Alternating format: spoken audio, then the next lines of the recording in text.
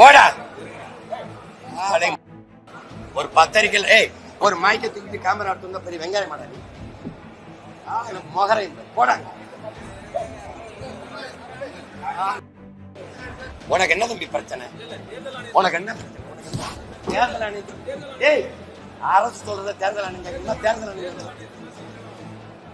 முதல்ல உனக்கு என்ன பிரச்சனை? நீ தொடக்கத்துல இருந்தே பிரச்சனை இருக்கு. தள்ளி வாங்க. தேர்தல் ஆணையம் அரசு தேர்தல் ஆணையம் அரசு நடத்துதா? அரசு தேர்தல் ஆணையத்தை நடத்துதா? உன்னை இன்னைக்கு இல்ல ரொம்ப நாளா பாக்குறேன். உனக்கு ஏதோ பைத்தியம் ஆயிட்டாங்க. கேள்வியா கேள்வி. நீ மரியாதை கேள்வி அல்றா முதல்ல. நீ முதல்ல கேள்வி கத்துக்கிட்ட. எல்லா கட்சியும் சொல்றதுதான். திமுக அதிமுக எல்லாம் கலைஞர் வீடு, அம்மா ஜெயலலிதா வீடு கொடுத்துட்டு இருக்கிறது தான் சொல்லியிருக்காரு. அது வந்து நிறைவேற்றும் போது நம்ம பார்ப்போம், வாழ்த்துவோம். நீங்க என்கிட்ட இங்க கட்சிக்கு வந்து என்கிட்ட தான் கேட்கணும். நீங்க என்னை கேட்கணும். என்னை பத்தி அவர்கிட்ட கேட்பீல. அப்புறம் நான் ஒரு தனி கட்சி நடத்துறேன், அவர் ஒரு கட்சி நடத்துறேன். அவர் கட்சி என்கிட்ட கேட்கணும்.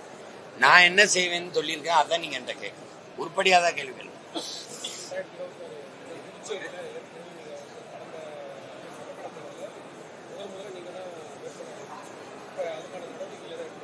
அது பிப்ரவரி 7ஆம் தேதி மாநாடு இருக்குது எங்களுக்கு திருச்சியில். அதில் புதுச்சேரி, தமிழ்நாடு எல்லா வேட்பாளரையும் சேர்த்து அறிவிக்கும்.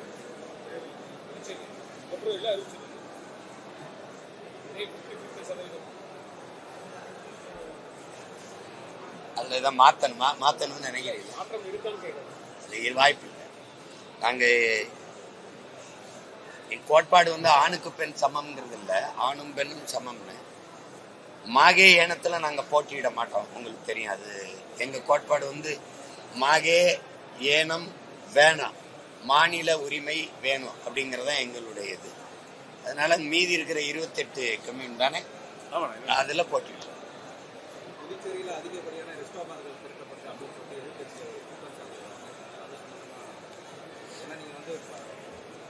மதுவை அங்கீகரிச்ச மாநிலம் ஆயிடுச்சு. மது விற்பனை வருவாய் ஒரு பெரிய இதா பாக்குது. தமிழ்நாடே அதை நம்பிதான் ஆட்சி நடத்திக்கிட்டு இருக்கு. அப்படிங்கும்போது எந்த வடிவத்துல வந்தாலும் எப்படி வந்தாலும் மது வந்து ஒரு விஷம்ங்கிறத, நஞ்சுங்கிறத நம்ம புரிஞ்சுக்கணும். அதை விற்று வருகிற காசுல நலத்திட்டம் அப்படின்னு பேசுறது அது சுத்த பைத்தியக்காரத்தனம். அதை ஏற்க முடியாது. விஷத்தை வித்து உனக்கு நல்லது செய்யறேன் அப்படின்னு சொல்றது, விஷத்தை கொடுத்துட்டு உனக்கு நல்லது செய்யறேன் அப்படிங்கிறது எந்த மாதிரி ஒரு செயல்? அது எப்படி ஏற்கிறது? அது மாதிரிதான் இது. அதனால அதை பேசி பயன் இல்லை. கொஞ்சம் கொஞ்சமாக தகர்க்கணும். இப்போ நாங்கள் தமிழ்நாட்டில் நாங்கள் வந்தோன்னா அந்த மதுக்கடைகளை மூடுவோம்னு சொல்றோம். அப்போ மாற்று வருவாய் பெருக்கத்துக்கு போயிட்டு இதை மூடுவோம்னு சொல்றோம். அப்போ அது மாதிரி தான் நாங்கள் இங்கே வந்தோம்னா அதை செயல்படுத்தோம். ஏன்னா இது ஒரு யூனியன் பிரதேசமாக இருக்குன்னா ஒரு பெரிய சுற்றுலாத்தலமாக இருக்குது. அப்போ சுற்றுலாத்தலத்தில் வெளிநாட்டில் பயணிகள், வெளிநாட்டு இவங்கெல்லாம் வர்றவங்களுக்கு வந்து இந்த மதுங்கிறது ரொம்ப அவங்களுக்கு இதாக இருக்குது. அதனால மொத்தமாக மூட முடியாது. அது கொஞ்சம் கொஞ்சமாக குறைக்கணும்.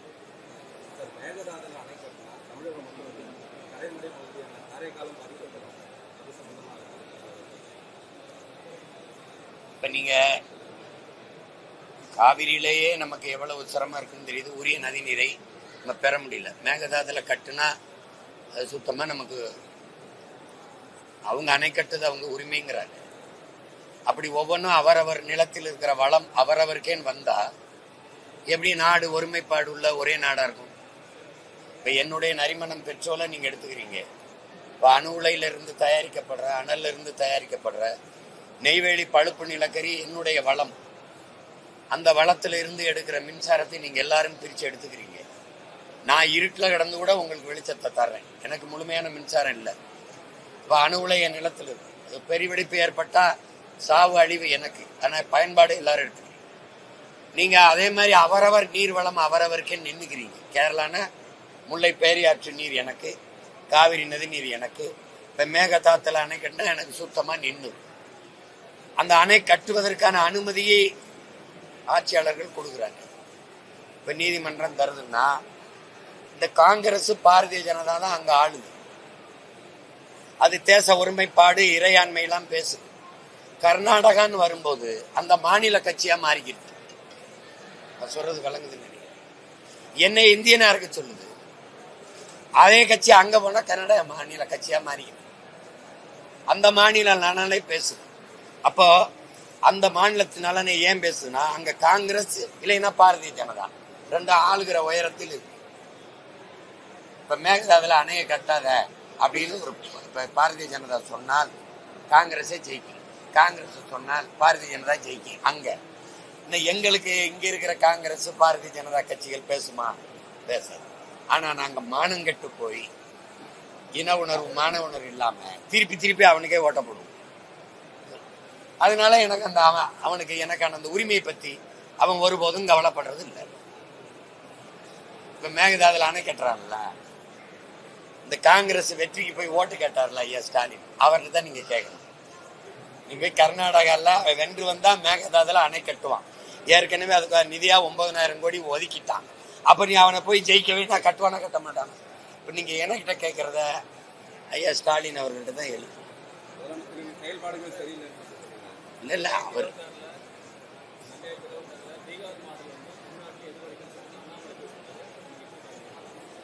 பீகார்ல எதிரொலிக்கும்னா என்ன? அங்க இருக்கிற வாக்கு 81 லட்சம் வாக்கை எடுத்துட்டே வெளியில. அது அதிகபட்சமா உங்களுக்கு எதிரான வாக்கு. இஸ்லாமிய மக்களின் வாக்கு, பெண்களின் வாக்கை எடுத்துட்டீங்க. திருப்பி ஒரு 20,000 கோடி நாட்டு நலனுக்காக வாங்கிட்டு வளர்ச்சிக்காக 14,000 கோடியை எடுத்து பீகார்னு ஒரு மாநில தேர்தலுக்கு 1 கோடி பெண்களுக்கு தேர்வு பண்ணி 10,000 வங்கி கணக்குல போட்டீங்க. ஒரு ஓட்டுக்கு 10,000 கொடுத்து வாங்கி ஜெயிச்சுட்டு அதே இது இங்க நடக்கும்னா எப்படி 10,000 கொடுப்பீங்களா? அப்படி 15,000 கொடுப்பீங்களா? எப்படி சொல்லு? 81 லட்சம் வாக்குகளை வெளியில அந்த வாக்கு நீங்க எஸ்ஐஆர் மூலமா பதியப்படல. இந்த சிறப்பு வாக்கு சீர்திருத்தத்துல அது யாருடைய வாக்கு?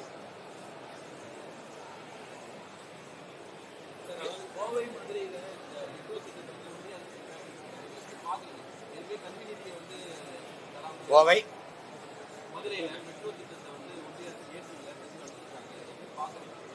எந்த அரசு திருப்பி அனுப்பியிருக்குங்கிறீங்க? ஏற்கலைங்கிறீங்களா? இல்ல எனக்கு என்னுடைய இதுல எங்களுடைய பார்வையில அது வீண். இந்த திட்டம் வெற்றிகரமான திட்டமா இல்ல. பல மாநிலங்கள்ல அந்த மெட்ரோ இது தோத்துருச்சு.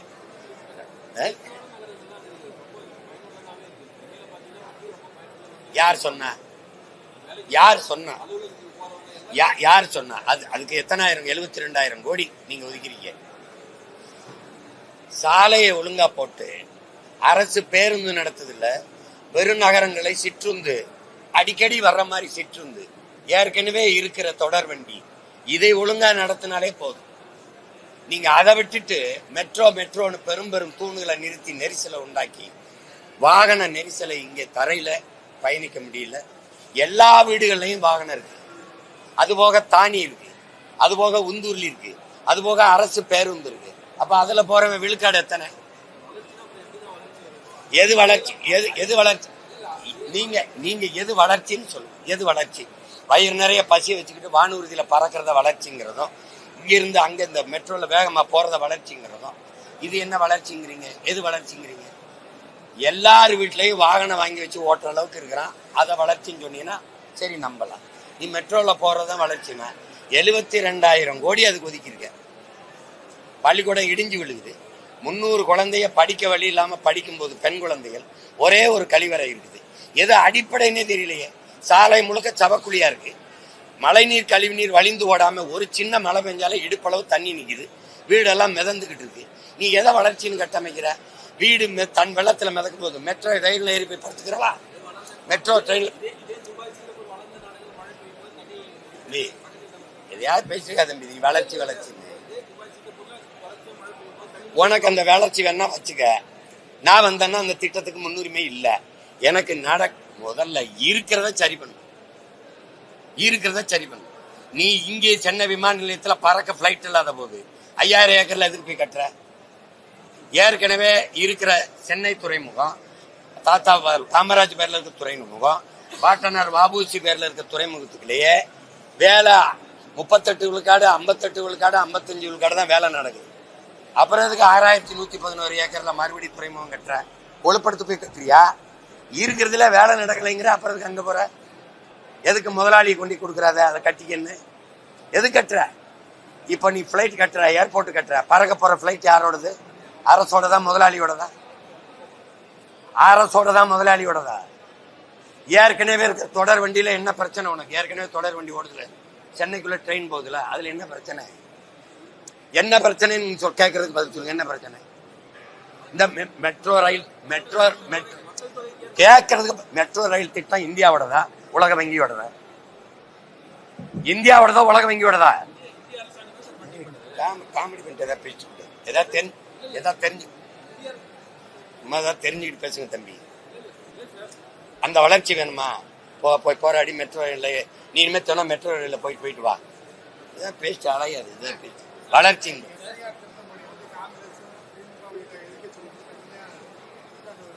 யாரு? நான் கேட்கிறேன் இருங்க. எஸ்ஐஆர் கொண்டு வரும்போது மம்தா எதிர்த்து செயல்படுத்த முடியாதுன்னு மக்களை திரட்டி போராடுது, பேரணி போகுது. எஸ்ஐஆர் தமிழ்நாட்டில் செயல்படுத்துற கட்சி ஆட்சியா இருக்கு. விஎல்ஓ பூத் லெவல் ஆபீசரை போட்டது யாரு? அங்கன்வாடியில வேலை செய்யறவங்களையும், சத்துணவுல வேலை செய்யற அம்மாவையும், இந்த ஹெல்த் லேபர் கொசு மருந்து அடிக்கிறோம் இந்த ஆஸ்பத்திரியில வேலை செய்யறவங்களையும் அது பூத் லெவல் ஆபீசரா போட்டு போய் கணக்கெடுன்னு அனுப்பின ஆள் யாரு? திமுக தானே. உனக்கு என்ன தம்பி பிரச்சனை? உனக்கு என்ன பிரச்சனை? உனக்கு என்ன தேர்தல் ஆணையம்? ஏய், அரசு சொல்றத தேர்தல் ஆணையம் தேர்தல் ஆணையம் முதல்ல உனக்கு என்ன பிரச்சனை? நீ தொடக்கத்துல இருந்தே பிரச்சனை இருக்கு. தள்ளி வாங்க தேர்தல் ஆணையம் அரசு. ஏய், தேர்தல் ஆணையம் அரசு நடத்துதா? அரசு தேர்தல் ஆணையத்தை நடத்துதா? காமெடி பண்ணிட்டு அலையாதைய. அப்புறம் ஏன் எதிர்க்கிறாங்க? எதிர்க்கிறோம் ஏன் சொல்ற? எப்போ நீதிமன்றத்துல வழக்கு போட்டா? எப்படி வழக்கு போட்ட? இது எதிர்க்கிறேன்னு போட்டியா? உன்னை இன்னைக்கு இல்ல, ரொம்ப நாளா பாக்குறேன். உனக்கு ஏதோ பைத்தியம் ஆயிட்டாங்க நினைக்கிறேன். கேள்வியா கேளு. நீ மரியாதை கேள்வி அல்றா முதல்ல. டேய், நீ முதல்ல கேள்வி கத்துக்கிட்ட போடா. மயிரி ஒரு பத்திரிக்கை, ஒரு மைக்கை தூக்கிட்டு கேமரா எடுத்து பெரிய வெங்காயம் மாடா நீ மொகரை போடாங்க.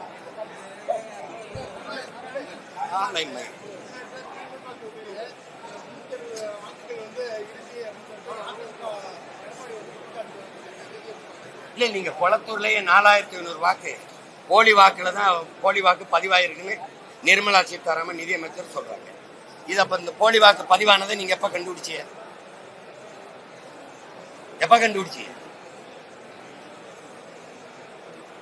இன்னும் 2 மாதத்துல தேர்தல் வரும்போது கண்டுபிடிக்கிறீங்க. அப்ப அந்த வெற்றி செல்லாது நீங்க அறிவிக்க தயாரா இருக்கீங்களா? இதை செயல்படுத்துறது, இப்ப எஸ்ஐஆர் செயல்படுத்துற ஆட்சி யாரோட?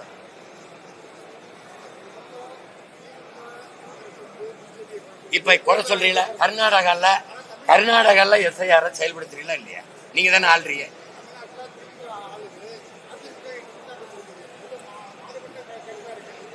அதிமுக செய்ய முடியாது, ஏன்னா பிஜேபி கொண்டுகிட்டு வருது. பிஜேபியோட தான் இது கூட்டணி வைக்குது. அப்ப அந்த பிஜேபி கூட்டணி வரும்போது அது கொண்டு வர்ற இந்த இதை எதிர்க்க முடியாதுல்ல. எதிர்த்தா அப்படி கூட்டணி வைப்பீங்க. இப்போ நீங்க பூத் லெவல் ஆபீசர் ஒரு ஆபீசரா போடுவீங்க. கட்சிக்காரருக்கு கூடவே போறாரு. திமுக கட்சிக்காரர் கவுன்சிலர், மாவட்ட செயலாளர் எதுக்கு போறாரு? போகும்போது என்ன ஆகும்? எது உங்க ஓட்டு இல்லையோ அந்த ஓட்டை மீது அந்த ஓட்டெல்லாம் தூக்கி விட்டுவீங்க. நடக்குமா நடக்காதா சொல்லு.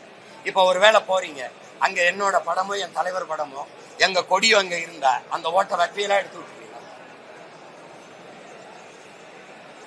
இப்ப நீங்க போகும்போது தம்பி விஜய் படம் ஒரு வீட்டுல இருந்ததுன்னு வச்சுக்கிறீங்க, இந்த இவங்க என்ன செய்வாங்க? இந்த ஓட்டை எடுத்து விடுவாங்களா, வச்சிருப்பாங்க?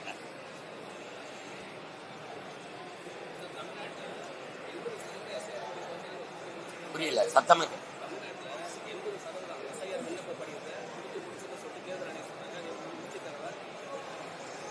நீங்க ஒரு 10 நாளைக்குல 5 கோடி பேருக்கு இந்த எஸ்ஐஆர் படிவத்தை கொடுத்துட முடியும்னா நாங்க சாதிவாரி கணக்கெடுப்பு எடுக்க சொல்றோம்ல, அதுல என்ன 10 நாள் எடுக்க முடியறவங்களால அதையும் எடுக்க முடியாது. நீங்க அதுல இருக்கிற குளறுபடியை நீங்க பாக்குறீங்க. இதை கொடுத்து ஒரு ஒரு ஒரு இது கொடுத்து அதை பதிவு பண்ணி நீங்க கொடுத்தா பிப்ரவரி 7ஆம் தேதி இறுதி பட்டியல அறிவிப்பேங்கிறீங்க. ஒருவேளை எங்க வாக்குகள்லாம் விடுபட்டுருச்சு அப்படின்னு வச்சுக்கிறீங்க, அந்த பிப்ரவரி 10-15க்குள்ளேயே நீங்க தேர்தலை அறிவிச்சிருவீங்க.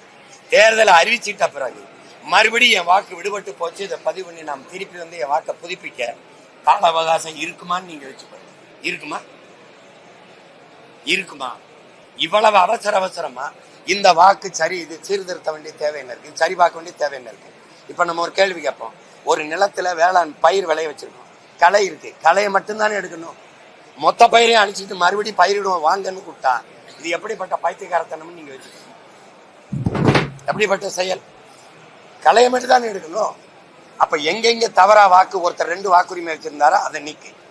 இறந்தவருடைய வாக்கு அந்த பேர் நீக்கப்படாம வாக்கு பட்டியல இருக்கா, அதை நீக்கு. அதான வேலை.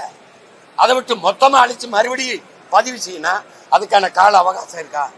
இருக்கா? அப்ப நீ படிவம் கொடுத்து என்ன போகுது?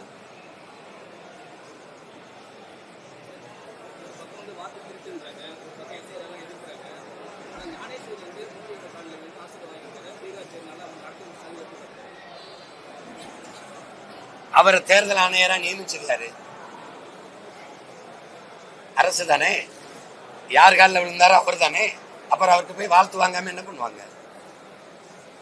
நாம நினைச்சுக்கிட்டு இருக்கோம் தேர்தல் ஆணையம், நீதிமன்றம், அமலாக்கத்துறை, வருமான வரித்துறை, இந்த மத்திய புலனாய்வு துறை எல்லாம் தன்னாட்சி அதிகாரம் பெற்றது, ஆட்சி அதிகாரம் அதுல தலையிடாதுன்ட்டு சுதந்திரமா இயங்கும். அது சுத்த பைத்தியக்காரத்தனம்.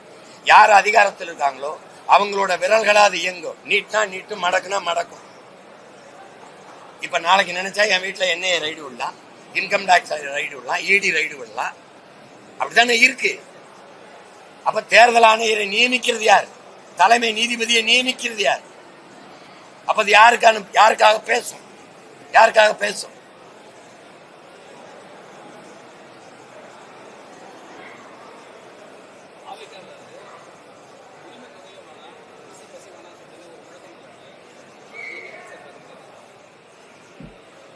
இல்ல அதுல ரொம்ப நான் பேசிட்டேன், அப்ப திருப்பி பேச முடியாது. அந்த அவங்க போடுற முழக்கத்துக்கெல்லாம் நம்ம சொல்ல முடியாது. வேற ஏதாவது கேள்வி? அவ்வளவுதானே? மகிழ்ச்சி.